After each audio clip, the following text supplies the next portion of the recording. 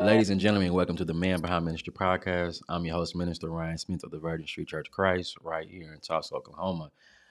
Tonight, we are going to be talking, embracing the future, looking at the next generation of the church. And we've got awesome guests with us tonight. Colleague of mine, former classmate at Southwestern Christian College. I came in as a freshman. He was a senior already, advanced in the game.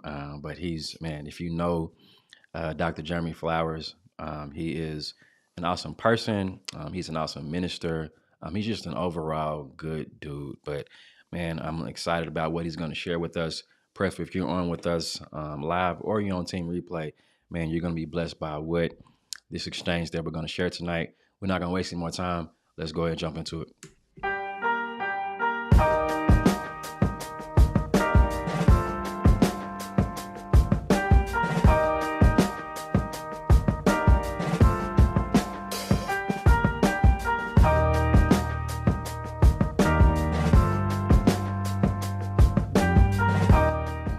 What's going on, bro? How you doing? What's going on? How you be? I'll be good, man. I'll be good. As you can see, we already skipping the formalities. So some of y'all out there in the brotherhood know him as Dr. Flowers. I respect, your education, what you've done. So let's go put that out there. But as you know, man, as I mentioned in the intro, man, we are colleagues in this fraternity and ministry, but we're also classmates, and we're just friends, man. Listen, I was Jeremy for 27 years before I was Dr. Flowers. There you go. I'm perfectly fine. Yes, sir. So, I mean, it's a blessing. Have you on. Appreciate just the ministry for just allowing this space for you and I to share. Appreciate your wife, your kids, man. You're also a family man. And so, what you're doing with us, you're taking time away from all those other aspects of life. And me personally and those who are viewing, man, we appreciate you, bro. Appreciate you more. I'm excited to be here. This has been a year in coming? We've been working on this about a year now. Yeah. Yeah. We were talking on getting you on in season 1, but as we know, we believe in the timing of God. We believe in the influence of the Spirit, and it said not yet, so we're thankful. Praise God. Definitely. You ready to jump into this, bro? Let's jump into it. Cool. Man, talking about just the future of the church, talking about where we are presently, you obviously have to embrace a number of things, the past, the present, and the future. But looking at the next generation of the church, man, where do you believe, from your vantage point, our attention should be? Well, it's a lot of things. I mean, especially in our faith group, when we talk about quote unquote pastoring or past steering, better said, in the hmm post pandemic climate, I think relevant outreach, I think robust in reach, I hmm think the female inclusion of gifts, Yeah. I think building bridges, I think, and banishing barriers. I also think effective marketing, we hate that term, but to get into all those subtopics I just mentioned, I think relevant outreach is so important. I Hmm. think we have to get into the community, but I've always felt that, but especially now in these post-pandemic times, the community that you're in doesn't care how much you know, they care how much you care. And Sure. they want to see you outside of your cathedral. We used to have this idea that if you build it, they will come. This is not the field of dreams. So if you are, the church has to be more than just a mausoleum, it's a movement. Sure. And we used to say things like, "Hey, if your church left the community, would the community even care, or would they notice?" That has to be enforced today. You have to be more than just a pretty building on a palatial campus. You have to be impacting the hearts and minds of men and women around you. So you must have relevant outreach, and Yep. that's much more than door knocking. It has to be something greater than that. You have to make God tangible to the people that you serve. I Yep. think also robust inreach. Sometimes we're so hooked on outreach, we forget to inreach the people who are already in our buildings. I That's think good. now we have to have a serious conversation around mental health and making sure that our members are okay. We have to have real checkpoints. We have to have real quote unquote pastoring and or shepherding in our churches. Hmm. We have to have real accountability as our churches grow younger. It's either going to grow younger or you're going to go out of business. As they grow younger, and keep our mental health has always been a thing, right? Yeah. We just plastered it as a stigma. Now we know that we must come side by side of our membership. But accountability, people feel that young people don't want any accountability. All people want accountability. All Sure. people want discipline. All people want structure, but they want it from somebody who cares. Yeah. Don't just come to me to tell me and beat the Bible upon me. Do you care for me? Do you care about me? We have to be more about that in this post-pandemic climate. We have to have robust in reach. And also, I hate to say it this way, I know somebody's gonna, probably disagree with me. We got to make sure the church has value. Hmm. People come to and stay in and partner with things that have value. And yes, I understand Jesus has value all by himself on the cross. I understand that. I understand the Bible has value, the truth has value, doesn't need Sure. anything else. That's all well and good. But what makes people get up out of their beds, especially in this climate where they can watch online, come to your building at 10 o'clock, come Hmm. to worship, come to tithe, come to be a part of the impetus of ministry that you have? What makes them want to do that? There has to be some robust enrich. It has to have value. Dr. Artrell Harris says it best over there in Kansas City Hmm. around the fact that we cannot be a Kmart church in the Amazon world. Hmm. We have to That's the word. make sure that we're being relevant to the times, Hmm. and we have to make sure that we have value in this post-pandemic church. And that's really just point number one. I guess point number two will be the female inclusion and use of gifts. Everything that is scriptural for a woman to do, she should be doing, She should be or at doing. least allowed Great. to do. Hmm. And we've struggled with that for a long time. I grew up in a congregation where women couldn't hardly drive the church bus, and that was a huge thing. Yeah. So we have to get real. Number one, with the scripture, with the text, Yep. and some of us haven't done that around what women can do and allow women to have the full, utilize the full suite of their gifts. Yep. But that's very important in any season, but especially in this season. Hmm. The church is being called out on the carpet for how it has dealt with women, and the word of God is right. Yeah. The word of God is right. But some of the motives of men historically have been wrong. Some of them have been sexist and misogynistic and gone beyond the boundaries of Bible. We have to do something about that in this post-pandemic climate. And then lastly, not lastly, fourthly, if you would, building bridges and banishing barriers. And no, this is not a call to open fellowship. I know somebody may look at this podcast and say, here it is. I got a quote. He said it. No, and They're gonna be I'm trying a to tease. screenshot I and tease crop make Ryan. videos all that. I know I tease Ryan. I don't do a lot of online stuff. I don't. I Hmm. really don't. This is one of the few online platforms I've done. A, because I love and respect Ryan and what he's trying to do. Appreciate you, bro.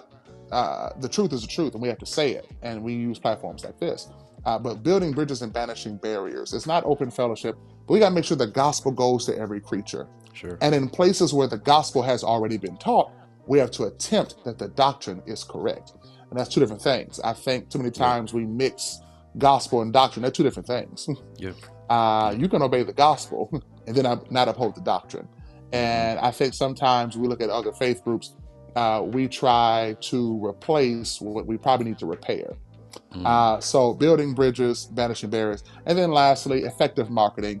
And people say, "Well, it's the church out of business." Well, the There's an church apparatus to it, is I an believe. organized organism. There Hmm. are business aspects to the church, and the kingdom is attractive. The kingdom is attractive. Hmm. So if your congregation is not, you gotta ask yourself why not, right? And I'm big on effective marketing. What I cannot stand is somebody having a $10,000 program with a $10 flyer, Hmm. or you on Microsoft Clip Art somewhere doing the old word art. It's like, okay, And you can why should I tell. go to this? You Yeah, can you tell. flew somebody in from Zimbabwe, but you, you I mean, come on now. What's the marketing? What's the There has to be strategy? So synchronization I with think it. all those things are important. Relevant outreach, robust in-reach, female inclusion of gifts as were scriptural, building bridges and banishing barriers, and effective marketing and/or kingdom attraction. I know it's a long answer. I want to make sure I did due diligence to your question. Sure, sure. That's just question number one. If you want, but you can just tell for what we're in store for. I'm here as long as you have me. Yes, sir. Yes, sir. Nah, we appreciate you, man. From minister to minister, you ain't got no time limits here. I ain't checking the clock, so you good. No, you definitely said a mouthful, and all those and even more are extremely important when you talk about just our focus. And so, um, when you talk about all the things that you detailed and where the future of the church, and that's if you're talking about a congregation or even just our brotherhood and where we should be, that's enough for us to deal with instead of dealing with some of the minute things that our brotherhood may be Hmm. dealing with even right now. Like I'm not saying that some of those things aren't important, but when you talk about where the church is and where we need to be, I think those things are much more important, much more significant than some of the things that we're dealing with now. I mean, talking about just an online platform or social media, and I've mentioned this in previous episodes. I think we have spent a lot of unnecessary time, or let me say, put it Hmm. this way, too much time arguing about styles of worship Yes. versus not only what is the church doing in house, but as you eloquently put, what are we doing out the house as well? So there has to be. I did a sermon a couple months ago on the narrative of Jesus when he walked on water, right?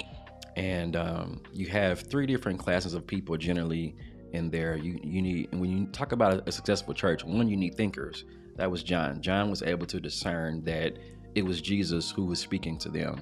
And then you need people like Peter, who were doers. So as soon as Peter heard that it was Jesus, what did he do? He got out of the boat. And then thirdly, you need those who I would liken to retainers, those are the individuals who stayed in the boat. Everyone can't be like John. Everyone can't be a doer like Peter. And everyone can't be a retainer. All three are necessary when you talk about the Hmm. holistic program of the church. So we appreciate just all that you shared. Well, I mean, I would go back and say a lot of things that we are talking about are minute. You Mm-hmm. said you wouldn't say that. I'll say that. It's minute and it's frivolous. It's not Yeah. saving the world. It's Mm-hmm. not kingdom based. Mm-hmm. And that is the huge issue here. Yeah. I think too many of us are trying to figure out what is necessary to be church members instead of kingdom citizens. I think that Mm-hmm. we're way into the minors, right? Yeah. We're arguing over terms and titles. We're arguing around who can pick up a mic, who can't pick up a mic, Mm-hmm. and that's foolish and frivolous. And really, I believe it's in part the devil's deception and distraction for us fulfilling our true call. Sure. Sure. I Yes, sir. mean, Man. Yeah. Yeah. One of the things, really good segue. One of the things that you hit on in that first part was just bridging the gap between generations, and that's an issue that has been going on really probably since the beginning of time. We talk about just the variance between generations, and so I think if we're going to be effective not just presently but towards the future, we've got to talk about how we can bridge the gap. So from your perspective, your angle, what do you think are some things that we can do to bridge that gap? well, I would tell you, trying to bridge the gap among generations is going to be difficult. Hmm. The Great World Church of Christ, our current context is not just multi generational, but intergenerational. And that's Hmm. preached and taught to our church frequently that we are six generations. That's something to celebrate, but it's a challenge and an opportunity. Sure. So we have persons who are 96 years old. We have persons who are literally babies walking around, right? Mm-hmm. And they have all different thoughts. Now, what is unfortunately true in our faith group is that a lot of our churches are singular or mono Yeah. uh, generational, right? It's just Mm-hmm. one. You go in there, everybody has, no offense to anyone who's older, everybody has gray hair, everybody has white hair, everybody has no hair, and that's it, Mm-hmm. and there's no youth, no young people, no vigor, and that's complicated. So it's been a challenge, I will definitely admit, having six generations in this church. Um, but number one is compromise. And I Mm-hmm. know somebody's gonna say, compromise, that's the problem right now. We're compromising, and the truth should not be compromised. Hold on to your saddle. Mm-hmm. There are some things in areas we can compromise.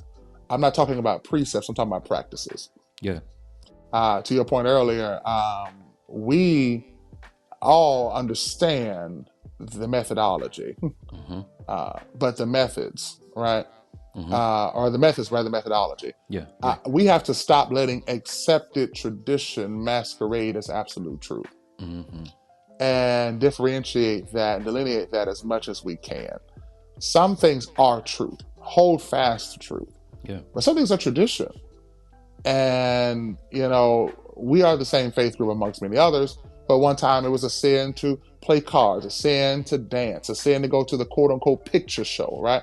Yeah. I remember when I took the ministry in Memphis, a brother gave me a sheet of paper that said 30 reasons why Christians shouldn't dance. And this was literally in 2008, so this is not in the 1970s. Yeah. That was his tradition. Mm-hmm. You come to Great Road Church of Christ for any fun event outside of worship, and we doing Mm-hmm. electric slide, we doing the hustle, we doing Yeah. the Tamiya, whatever that's called. We doing all that, I ain't right? heard that one yet. Yeah. So you have compromise, not the precepts or the practices. Stop letting accepted tradition masquerade as absolute truth. And then lastly, give all demographics what they really want. And that's Mm-hmm. respect. Yeah. Older individuals want respect, younger individuals want respect. Everybody, men want respect, women want respect. And when folk are not respected, it really lowers the level of reception. They're not going to receive you, right? We have in our worship assembly, we utilize, I hate the word praise team, but fine. We utilize a praise team, a music ministry of individuals who, Mm-hmm. who sing in the quote unquote multiple set, if you will. Mm-hmm. We have one song leader, but we have men and women who provide the accompaniment to that. Same here. Yeah. But at the same time, and we sing newer songs, but we Mm-hmm. sing older songs. That's right. And some of our churches, want to sing the new stuff, and that's cool. But respect the older generation. Nothing wrong with some That's right. hymns. Mm-hmm. And yes, as you already know, I'm an old man trapped in a young man's body. I think I'm the last living dinosaur. So I love my hymns, right? Yeah. But Yeah. then older folk have to understand, sing some of the new stuff too. You might learn something. Yeah. Give it a chance, give it a try. The precept says make sure the words are true. That's right. We both went through Southwestern Christian College. We both sung in the choir. We both Mm-hmm. remember Mrs. Amy Nicole Johnson, now Walker, That's right. saying, "Hey, you could sing a lie like you could say one." That's So right. make sure the words are true, right? The worship is still happening. The teaching, admonishing is still happening. That's the precept. Mm-hmm. We worry about the practice. Who gets to sing? How many folk get to sing? How many folks Right. sing at one time? And Yeah. that's all foolish and frivolous, right? Mm-hmm. Yeah. It's not the young people don't want to sing. If not, that'd be an issue. It's the expression of a thing. Sure. So yeah, compromise, and we have to say this is the truth. And sometimes I would definitely admit, even as preachers, some of my predecessors and even some of my colleagues, we don't want to tell the truth because it goes against the company line. Mm-hmm. So now we're protecting a big secret, and that's ungodly. That is ungodly. Yeah. Tell people the truth. The truth doesn't need protection. And that's where you get into what you call making a business decision. Where I Oh know yeah. the truth, but Oh I'm yeah. afraid. Yeah. There's fear. A lot of folk are making business decisions. Mm-hmm. What would happen to the base? What would happen to the clientele? What would happen Yep. to the membership? And Yep. here's another one. How will I be viewed by other people? Mm. Yep. We make toys here. How would other toy stores look at us if we told them what toys are made of? Sure. That's Sure. foolishness. Sure. Yeah. Yeah. We're trying to be so relevant, some of us in the brotherhood, that we're not relevant in the neighborhood. Mm. Yeah. No, that's good. That's good. one thing you hit on I love was the difficulty of, we talk about bridging the gap. It's a difficult process. It's something that you have to constantly work at. It's something that is an evolution. It's constantly developing and reimagining based on the generation. And so it's the church has a very difficult job of trying to reach a little bit of everybody, and that's not just from the Sunday morning worship service or experience. I mean, that's the benevolence event. I mean, that's your programs. I mean, that's everything. And so again, it just goes into it. One of the things I researched, and the reason why, because some would say, okay, why are you focusing on the youth and not middle age or seniors, X, Y, and Z? Well, the reality is, studies suggest that 70% of converts obey the gospel before the age of 18. Hmm. So that should tell, and the thing is, a lot, if you go talk to people who in older generations, a lot of them were baptized around 12, Hmm. preteen, teenage years. And so you and I wouldn't be here unless someone focused on us or gave us attention when we were, at an adolescent age. Hmm. And that's true. So you have to do something for your young people, but also your middle-aged people. Because let's be Mm-hmm. honest, a lot of people are baptized. They're convinced as children, but they're not converted to their adults. Yep. Mm-hmm. So I mean, what's converting the 35-year-old, the 25-year-old who got baptized Mm-hmm. at 10 because they felt it was the thing to do? Some of it was faddish in nature. How do I now develop now that I have my degree, now that I have my career, now that I have my children, and Mm-hmm. my mother and dad are not around? How do I really become a Christian and embrace this thing called my faith? So I think it's important to have all of that, but also even for grandma and granddaddy, keep them secure in the faith that they believe, Mm-hmm. and they're evolving too. Yeah. I would definitely say in an intergenerational church, the thing that's had to evolve the most are our seniors. And I appreciate the seniors of Gray Yeah. Road so much because Mm-hmm. they've had to, many of them learn, adapt, and adjust. And that's been hard, right? Mm-hmm. I had a great predecessor who built this congregation to where it is. So I was blessed to have a stable foundation, and that person was a very, very free thinker who got us to where we are. Yeah. But our people have had to expand and change over the last 11 years. And, some people didn't like that. Some Mm-hmm. people are no longer with us. Yeah. But also, some people, that generation said, I always knew that was right, but I just wouldn't Mm. say it. Mm-hmm. Because we have this thing in our fellowship where we're saying, like, well, I believe it, but I won't teach it. Yeah. And that's dangerous when you say, I believe it, but I won't share it with nobody else. At least say, I believe this. This is what other people believe. I'm going to present all the different sides of the situation or the argument or the narrative, and then let's find out where truth is. Sure. But honesty is always the best policy in our faith group. Yeah. And I'm sensitive to that as well, because it's not always an issue of fear of how I'm going to be accepted. I know for me, you have the rule of expediency, because Hmm. while you have truth, we have to be extremely responsible with not only how we present the truth, but is it time for this truth to be presented? And so that's a tough job that we as ministers, um, shepherding and pastoring a church, we have to discern, okay, not only what is the truth, but when is the right time for it. Obviously, as you know, jumping into a congregation, we've been given the wisdom from predecessors. Hey, um, don't jump into a church doing too much right away. Kind of build that Hmm. relationship, and then once that relationship is formed, then that relationship is going to be tested, because then you have to start, delivering and disseminating truths that you've learned. But now it's okay. It's time to disseminate that. So that there is sometimes a bit of expediency that's involved Well, in that as well. let me question that though. Sure. This is your show. I'm sorry. You good? Hey, this uh, is the dialogue. Go for it. but I feel that we drag some things and stretch their context I'm not around the saying we block. don't. I'm just Yeah. saying that's So that's that is there. Yeah. all things are not expedient. What does that mean? Well, do all things decently and in order. What does Yep. that mean? You don't stretch that around the block. Everything is around expediency. Everything's Mm-hmm. around. So I mean, here's the challenge, right? Now, granted, if it's your first year in the work, don't do nothing That's but why I hush gave. and That's why I gave watch. a disclaimer. Yeah, yeah, That's yeah. So, just so why I let, gave let a me say that disclaimer. if you're a younger person, not young, if you are a newer person with no Mm-hmm. tenure in the church, that don't go into time. Well, I learned this over yonder. But I mean, at some point, you have to ask yourself the question: is there a timeline on truth? Hmm. I mean, That's how good. how much longer are you going to hold the truth? I Mm-hmm. mean, man of God, okay, fine, year one, but you've been in that place 30 years There you and go. you know what you won't share. Mm-hmm. And people are in bondage, and you know they're in bondage, Yep. but you keep the key in your pocket. Mm-hmm. That's problematic, right? Very much so. So, what's the timeline on truth? Is it going to expire with you? I mean, and or if you say I'm not ready to tell them that, just tell them, okay, I'm not ready to tell you this, but that ain't a sin. Mm-hmm. you know. As I tell people all the time, clearly as a preacher, people ask you all the time, is this a sin? Is that a sin? Is this a sin? They want an Now, of course, absolute. that They want to, and that's our fellowship correct. too. We want to have an answer for everything, and my congregation knows I have no problem with telling you I don't know, Yeah. or I'm not sure, or let me go figure out, or because I don't hmm want. I think that dispels the imagery that my minister's perfect. hmm He has all the answers. Or I'm So still exploring that myself. exactly. Mm-hmm. Yeah. You know, but even the answer for most sin is behind motivation, right? It's not the Mm-hmm. motion, it's the motivation. Yeah. There's a time we said tattoos were a sin, right? And if you did a youth Earrings, ear conference, I was piercings, asked that and question all the time. yep. Tattoos a sin? Mm-hmm. Why are you doing it?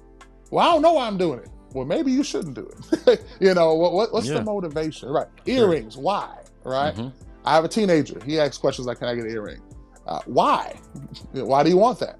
Mm-hmm. And I'll tell him it's my preference that you don't have them because you're in my house.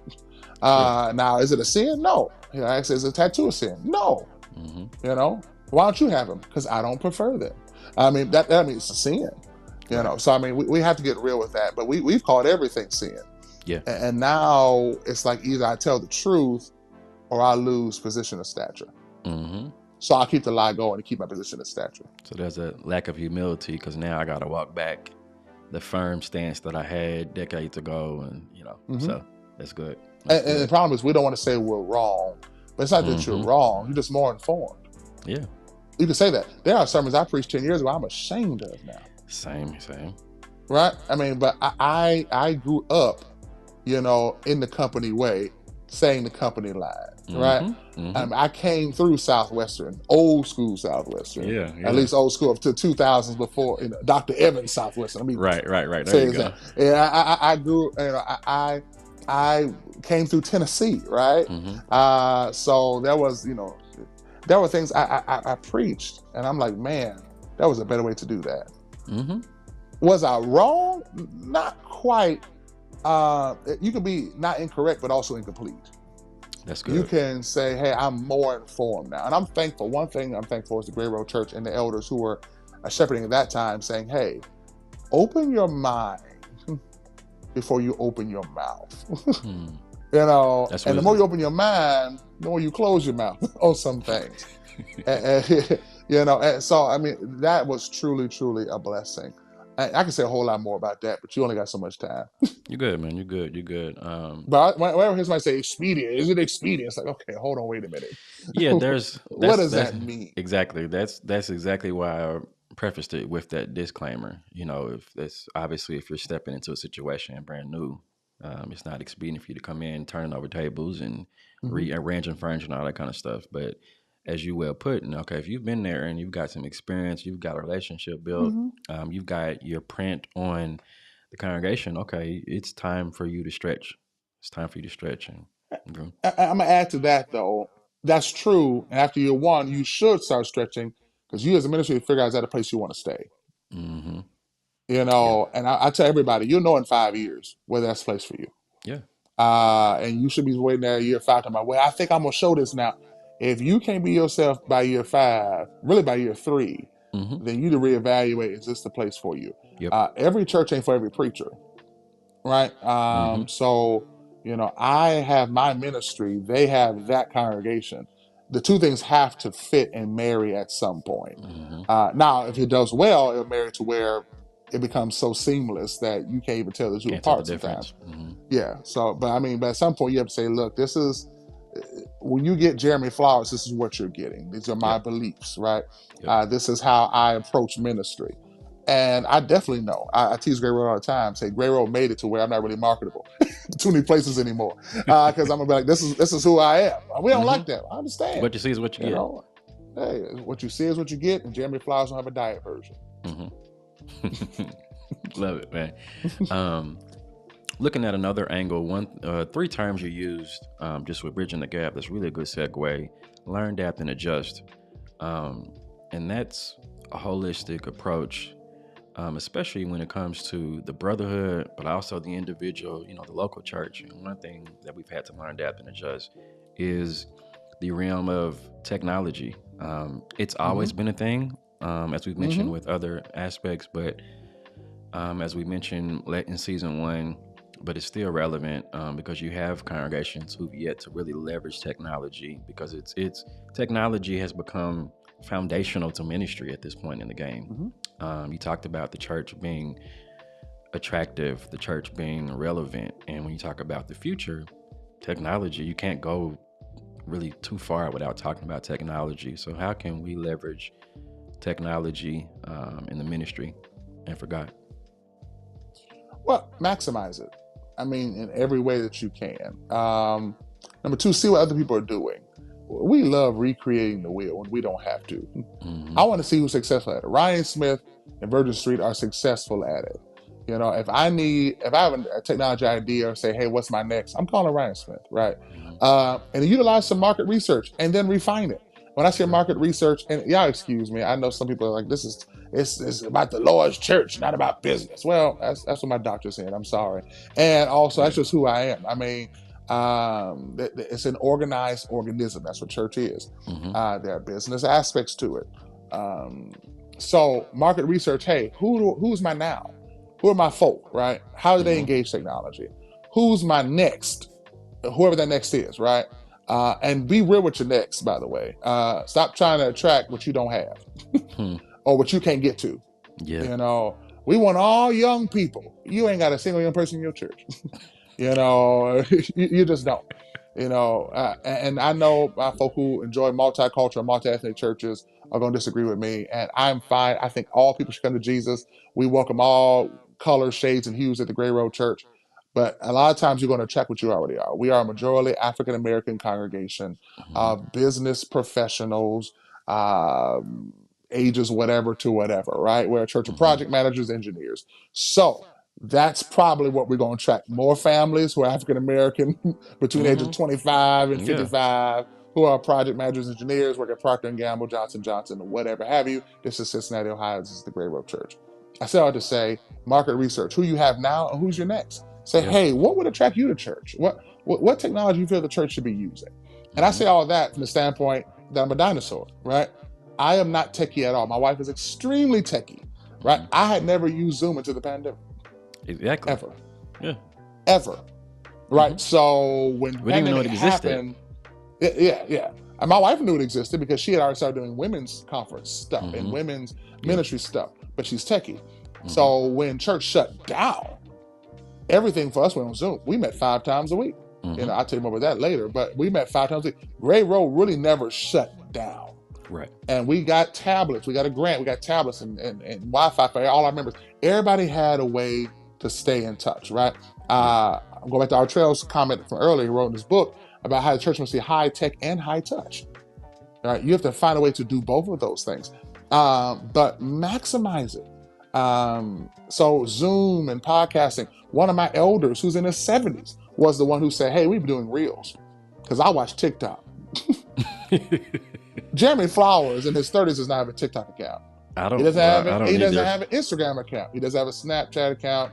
The only reason I have a Facebook is because I worked at Southwestern Christian College in the Office of Hmm. Admissions in 2007, and back then it was a novel thing, and we had to get Facebook as part of our job. Hmm. So that is a social media as I go.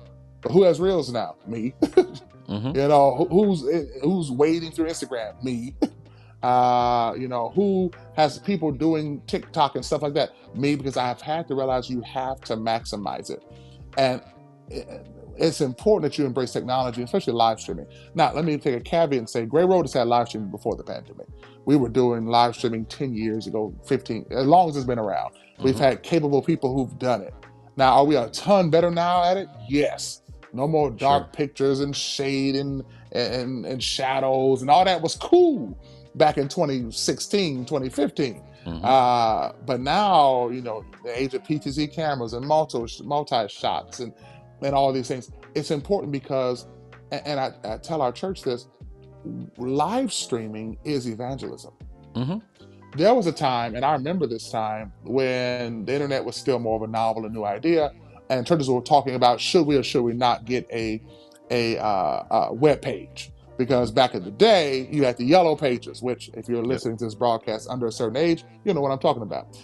But yellow pages and white pages, you had to turn the big yellow pages to find businesses near you, and churches would pride themselves on having an ad in the yellow pages, right? Mm-hmm. We had a bigger ad than everybody else. The Church of Christ. So what's happening now? You want to tune in? We had our preacher's picture, the building picture. The yellow pages was it.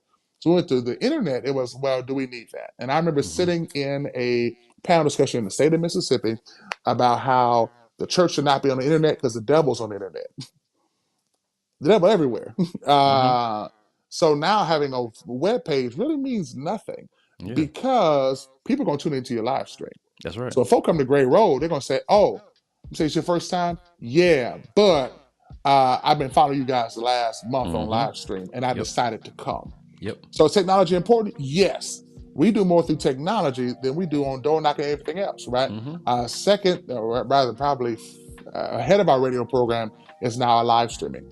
People come to our church and say, "Hey, I'm looking for Brendan, who's our minister of music. I'm looking for you. I'm looking for this person." Or I love Mm-hmm. how Bishop Williams, one of my elders, does communion. Or whatever they're saying, because they've been watching.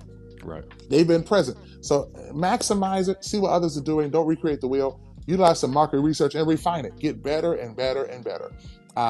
Monet Smith and Naya Wright, who run our live stream, they're always, as nerds, trying to figure out what looks better. What's the new graphic? What's the new turn? What's the new tilt? Things I Mm-hmm. know nothing about, right?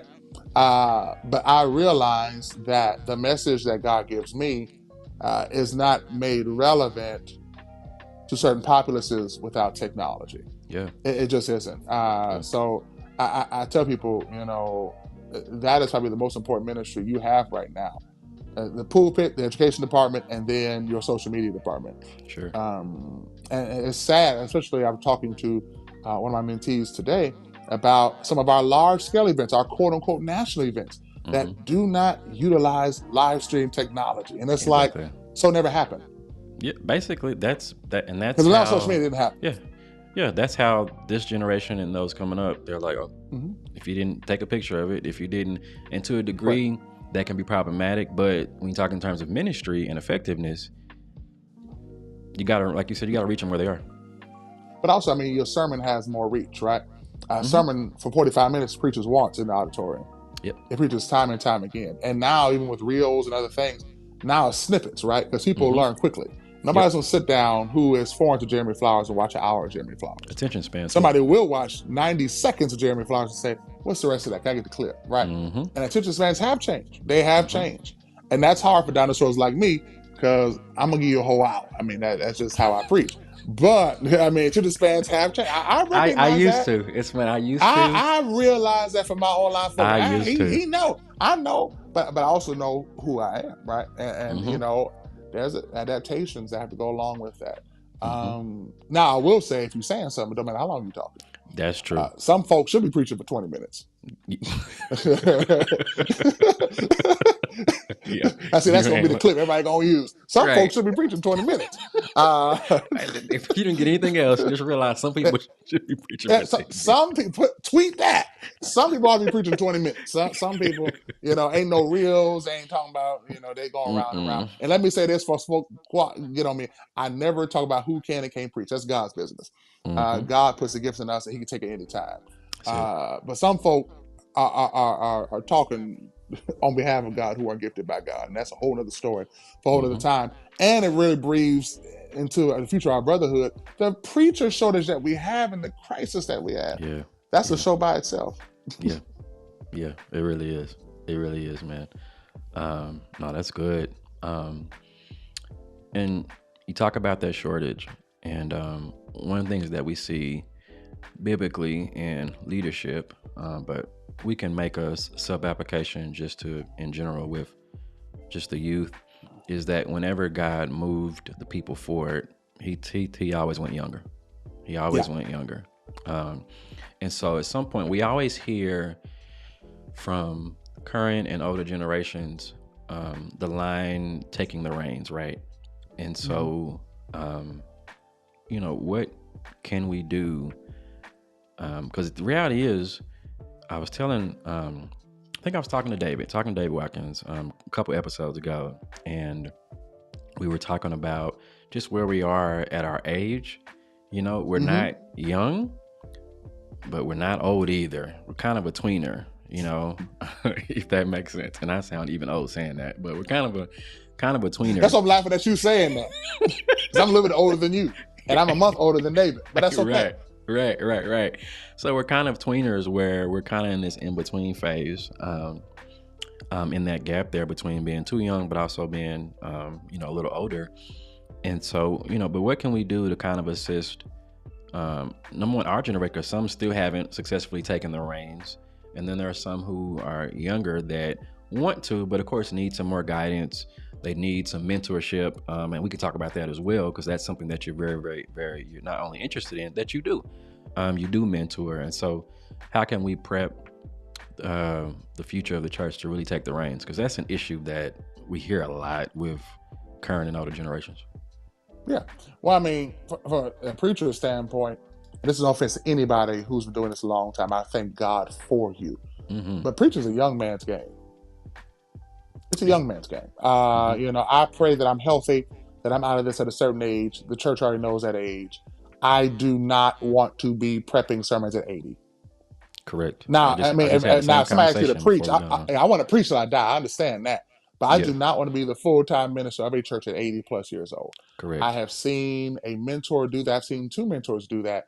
And it was, it was not, in my perception, the best thing. Mm-hmm. I do not want to be up on Saturday talking about, man, turn this phrase and look at this text and cross reference. No, I mean, and that's just the preaching part. As I tell people, preaching Mm-hmm. is easy, ministering is hard. There you go. I can preach at 3 a.m. It's the ministering and or the pastoring of it. That's hard as you get older, and I'm nowhere near that point. But I don't want to be upper 70s, early 80s, later 80s Mm-hmm. trying to do that. It's a young man's game. We have to make room for what's coming next. We gotta get over our own jealousies, right? I understand that we Mm-hmm. all have them. To be successful in this business, it takes a certain amount of self-awareness, a certain amount of I don't want to use the word presence or because it sounds arrogant, but there's a certain amount of that in this Mm-hmm. field. Right? You have to have a certain amount of self awareness to be a It's the successful reality preacher. of it. It's It's the reality. reality of it. You can't be arrogant, but you got to be confident. Mm-hmm. But as from a broader perspective, make it more generalizable to the pew.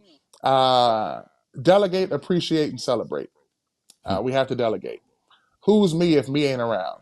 I Yep. mean, I thank God as I think about my growing up in Detroit, Michigan, and the deacons who took my hand and taught me how to count church money and taught me how to count the coins and the dollars. I didn't know what I was doing, making our dollars face the same way back when we didn't have online giving.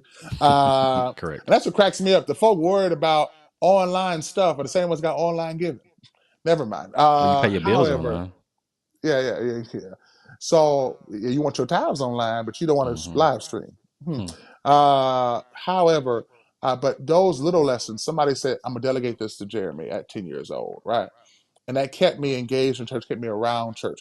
I had no idea I'd be managing church budgets of hundreds of thousands of dollars one day, but that became so because at 10 years old, somebody said, count this change from the Sunday school.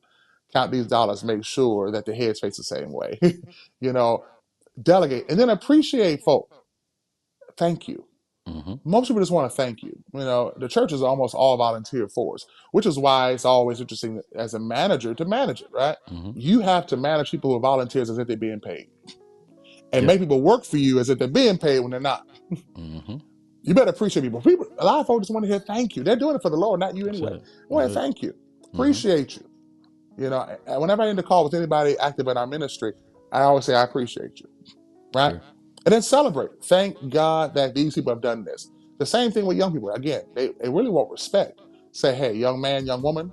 And yes, young woman is part of that because Mm-hmm. growing up in this faith group, all the girls would do when I was coming up was prepare the communion trays, right? So delegate, right? Say, young lady, you ever thought about doing this? You ever thought about doing this? Mm-hmm. Hey, We got business functions here over here. What does that look like for you? Yep. So delegate, appreciate, and celebrate. I'm gonna say this. Leonardo D. Gilbert, one of my good friends who preaches for the Sheldon Heights Church in Chicago, says everyone on your stage has a 15-year circumference in terms of influence, right? So I'm almost 40, soon to be. Goodness gracious, in about 2 years. So for rough math, that means 25 to 55 is my influence base, right? Now that's why it's important to keep people around you who are younger, right? Now, and Ryan remembers this, when I was younger, I mean, I was on the youth conference chitlin circuit, right? If you had a youth rally or youth conference, I've done it probably. Yep. Because I was younger. I started preaching at 13 years old. The only preacher younger than me then was Chris Goddard. So I had a bigger circle, right? There are people, deacons in churches I preached to as children because they were in the circle of span. Nowadays, people call me for youth things. I'm like, okay, you sure? Yeah. The youth want to hear it. No. Here's some guys I would recommend for that. Because don't no 12-year-old want to hear Jeremy Flowers today. They don't. I'm a chairman of a youth conference. I shouldn't be a keynote speaker on one. That's outside of my realm. Now, ironically, me and Ryan were laughing. I just did the senior conference last week. That's outside of my realm too. but they called me and I had a great time. And this is my second time. I did it 5 years ago too. So anyway, it's outside my realm. But again, who is that, right? But if I'm engaging older persons, who's on stage every Sunday? Think about this. Your Sunday lineup. Who's on stage? Are one of my elders on stage? Is there another older brother on stage? Who's praying? Who's reading cards? Who's up there, right? Our minister of music is 12 years younger than me. In fact, he was one of my first youth when I became here to Gray Road. So his group is a lot different than mine. His group is 10 to 40, different group. And that's a blessing. So, I mean, everybody needs to see themselves to some degree. Right. I know. I know people. They're gonna say, "Oh, see that ain't biblical." Listen, there's some things that are practical, and that's a very practical thing. Your Sunday morning presentation, right? At Gray Road, we call it the front door and the side door. So all our activities, which are great, they're side doors into the Gray Road Church. Our front door is our Sunday morning. That is our bread and butter. I make a business joke around here. We have to fix things. Every church has things that are broken. Do I fix what's in classroom 3 or what's in auditorium? What do I do first? What do I renovate? And I tell our church, only one room in this church makes money. Only one. And that's the auditorium. So what happens for 2.5 hours on Sunday morning is extremely important. Who's up there, what they're doing, why they're doing it is extremely important. Who they are, the age that they are. And Jeremy Flowers knows Jeremy Flowers is not be popular forever. And Jeremy Flowers is banking on that. I will not be 85 trying to stronghold the brotherhood. Y'all remember how I used to be. That's not effective. Because at 85, it's literally 70 to death. I mean, so why would I handcuff the church in that way? So I do believe in mentorship. I do, because we have a preacher shortage. We need men who are qualified to do this work. And then we have men who are doing the work who need some of the fine points, because I did a lot of things wrong, done a lot of things wrong. I made a lot of failures and foibles and all that stuff. I don't need other folks doing that. But I also am big on camaraderie, right? I believe I can learn from anybody. I can learn from Ryan. I can learn from David, since you mentioned him in this broadcast. I can learn from anybody. You had Vince on last time I watched. Vince and I are direct classmates. I learned a lot. Vince is only 90 miles from me. That's right. So what happens at Genesee happens at Gray Road. I'm just big on that. But for young people, delegate. Give them something to do. There's so much to do. A good thing about technology and the whole social media ministry is that the young folk know it better than we do anyway. They already do it. My son, my 11-year-old, can get on that thing, go on the joystick, and he can do all that. He's iPad certified, There you go. They come out the womb now getting that certificate. Young man, do this. You did it? Well, I appreciate you. Keep doing it. It's so good when you do it. Then celebrate. You see what that young man has done. That's outstanding. Let's all celebrate. Let's all acknowledge the fact that he's doing this. Because he ain't got to be doing it. Right? I mean, and I think that's extremely important. But we are at the point, and this is not your question, but I'm gonna say it anyway, because I'm already in trouble. We got to make some congregational decisions in our faith group. Yeah. We have too many congregations. There's no way around that. We just do. We can't staff them. We can't manage them. We're becoming the Catholic Church. We don't have enough priests for the parishes. Right. So congregations, and let me be clear, the church is never going to die. I understand that. The church is never going to die. It's the pillar and ground of truth. Mm-hmm. But congregations are, The local and they're church. dying. Mm-hmm. They're dying, right? Mm-hmm. And to your point, whenever God wants to move a movement or make a movement in the Bible, typically a younger person is put before the people to Mm-hmm. push them forward. If your church ain't no young people, and can hardly keep a preacher, Yep. congregation rather, maybe it's time you find a stronger congregation and be what God has called you to be in that Sure. locality. I came to Gray Road. I came to the church before this when I was 21 years old. Mm-hmm. And a brother remarked in our first business meeting, I got built older than you. And yes, that was a veiled threat. But it was to move that congregation forward. Yeah. This congregation, I was 27, Mm-hmm. and a lot of us are good members, great members. Well, like, Yes. I'm afraid. Not because I don't like you, but because your predecessors here 34 years. Mm-hmm. I mean, church has only had 2 ministers in 45 years. Right. So that's a lot. Mm-hmm. Um, but yeah, we have to get younger. Yeah. Yeah. Yeah. I'm going to test your youthfulness. 31. What, It's fading. It's fading and fleeting. Okay, So don't yeah, well, test I'm it. gonna get you before it's fading, dog. Before it's completely gone. Say what Uh, now? I we were talking about youth and next generation, so I'm gonna make sure we're relevant to them, man. Let's talk about this this battle between K Dot and Drake, man. What you feel about Oh, see, don't test it. Don't test it. Don't test that. Thank you for your time, ladies and gentlemen. I know very, very little. Like, I am not a If I asked I'm Vince not a this question, modern he'd hip have hop head. something. Me and Vince been talking about it It- every. He's Now a music Vince is the aficionado. guy. He's the Vince guy. is the authority on this. If I had a question, I would go ask Vince about this. Yeah. Because my hip hop stopped probably after Kanye's second album. So Yeah, that was a good stopping yeah. point for those who don't No, like Kanye. Hey, Kanye was bomb back in the day, man. Mm-hmm. So my kids be like, "Oh man, I grew up with the choice of Eminem." But modern That's stuff, right. I was in a gospel meeting a few weeks ago, and I had to listen to Chris Brown demolish somebody. I said, "Oh, that's pretty good." Yeah.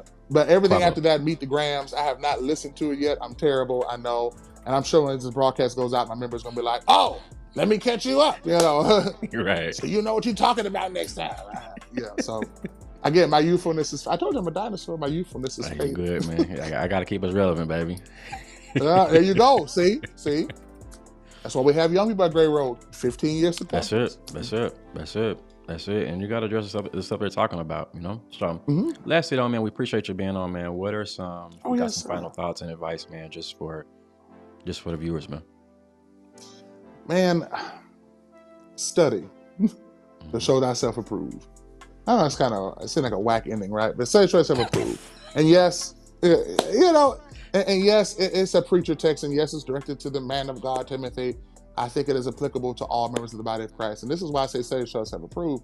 Because a lot of the drama we got going on is because folks don't study. Mhm. We are sufficient, and suffice it to say, many of us have a regurgitated theology. Brother so and so said it, therefore I ate it, and that's just how I live.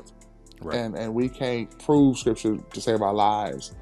We love content without context, and that's how this conversation started around matters of expediency, matters of method and methodology, matters of worship practices versus precept, and we believe a thing, and we are so married to tradition that we can't be introduced to truth. So I think that's really my thing. That's really where I'm in my personal journey. I believe the Bible is right. I believe the Lord has one church. I believe all of that. I believe in the body of Christ. But I believe we have to fully study so we can manifest what all that means. Yeah. Yeah. And I say all that because that's the future of the church. Mm-hmm. That literally is the future of the church. How we become authentic disciples, how we stay relevant, how we do outreach and inreach, how we use the gifts of all of our members. That is the future of the church. How we empower young people and send them out, how we build a kingdom versus our own congregations, how we come together and make a movement instead of a mausoleum. All that is important. That is the future church. That is the pastoring or the ministering or the navigating. I think J.K. Hamilton wrote an excellent book around that, ministering, years ago. How we navigate what's coming. We have to do that. The church will always exist, but congregations that don't do these things and more will not much longer. A gentleman Agreed. came to me just Sunday. His local congregation closed. He's looking for a congregation. He was basically searching around. He was upset because he hasn't had to move congregations in 40 years. And as a preacher, as a business person who loves to study that, it's like, okay, what happened? I want to do an autopsy, right? Mm-hmm. Tom Rayner, an autopsy of a dead church. I want to do an Mm-hmm. autopsy, and they said, well, we were already struggling before the pandemic.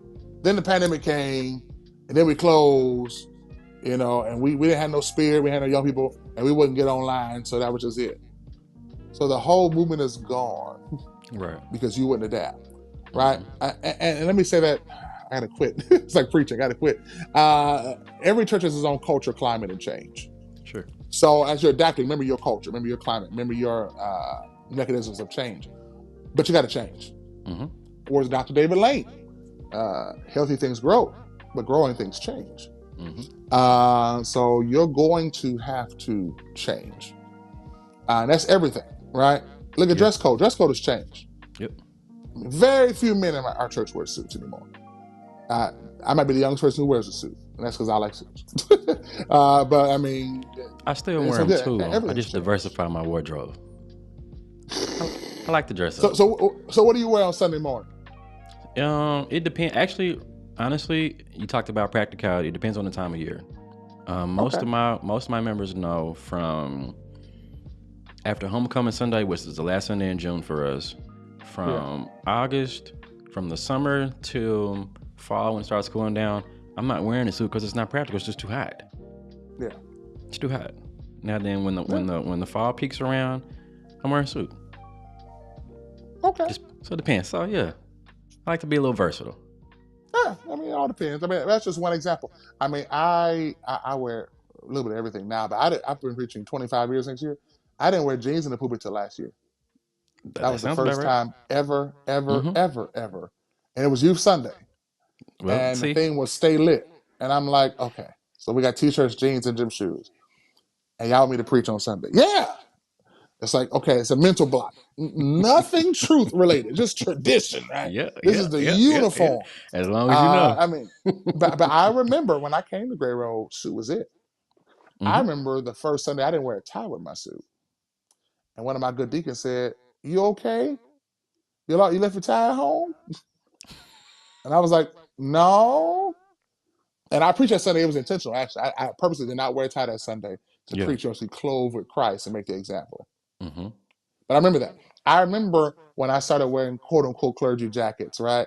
And I remember the conversation with my leaders. Well, back then we had evening service. If you're gonna do just wear a night service. You can wear a suit in the morning. I remember Right. those things. And Mm-hmm. I remember having conversations like, well, it's not worship, it's not a morning. Those are real conversations. So, Yeah. and I want to make sure I mark those things so people see Gray Road now and Sure. say it's a place of freedom, it's a place of expression. It wasn't always that way. Yeah. I remember the Gray It Road when you couldn't evolved. clap and stand. Mm-hmm. You know, I know the Gray Road we have now.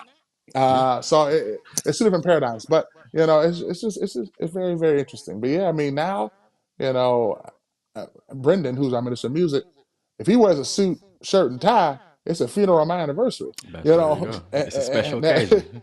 yeah, especially what happened? Who did? Did I die? You get worried. But I mean, that's just one example of things that have changed, right? We Mm-hmm. both grew up in traditional congregations That's where right. you couldn't serve the communion without a tie. You'd have a Yeah, tie. They that's brought right. you a bag of ties, and they matched That's your right. They tie up. had some on standby. Study Mm-hmm. to show yourself approved. I That's it. mean, and grow and be more than convinced. Be converted. Let that be a lifelong process. Yeah. That's what I pray the body of Christ does. That's what I pray we have as we try to move beyond this pandemic. The pandemic's over. Yeah. I know people are catching COVID. I'm not saying that, but I mean it's over from the standpoint of it's an endemic now. Mm-hmm. Stop blaming the pandemic. Move on. Who are you going to be now? Yeah. You know, and embrace it. You don't have a choice. Embrace it. Embrace it, and Yeah. find ways. In addition to the truth, with the truth being primary, why is it a valuable experience when you go to Virgin Street? What am I getting when I go? Mm-hmm. What Yeah. am I getting when I go to Gray Road? Why should I be connected there? Mm-hmm. That's good. That's good. We appreciate you, bro, man. You have blessed Appreciate you us too, tonight. man. Yeah, man. Yes, it's good, man. It's a really good exchange. Hope I didn't give you way too much. Nah, man, you gave us just enough, man. You gave us just enough, brother. Those who've A lot been of tweetable moments. that's it. Those who've been rocking with the episode, man, we appreciate you tonight. Remember, we do this Thursdays, 7 p.m. Central Standard Time. Sometimes we're on Facebook, sometimes we're on YouTube, we're on both. But tonight, we appreciate those rocking with us. This is a ministry. Share this, bless somebody else's life with this exchange that my good brother and I have shared, man. Until next week, we'll see you then. God bless you. God keep you. Peace. Be blessed.